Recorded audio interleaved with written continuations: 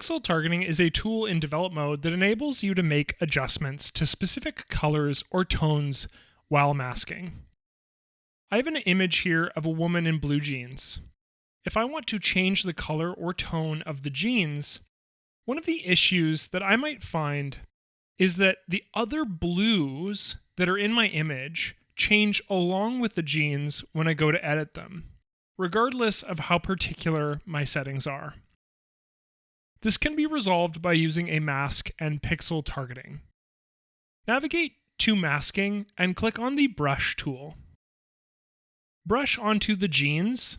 This can be rough, it actually doesn't need to be perfect.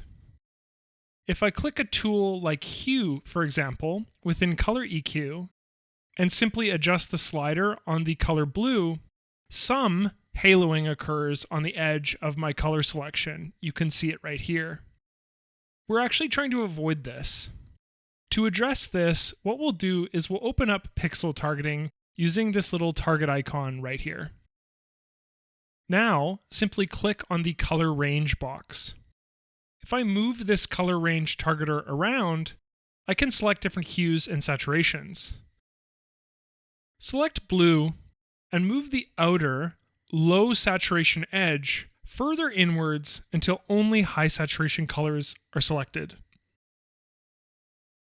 Inversely, I can always select high saturation colors and draw them inwards until only low saturation colors are selected.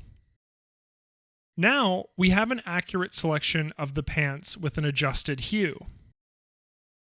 You can see that sections of our image that are lower in saturation, like the background, are no longer selected and the haloing no longer occurs. This lies in contrast to the blue of the jeans that is selected and the hue color is now changed. Please like, comment, and subscribe. And if you'd like, click the bell icon. That'll notify you when we upload new videos.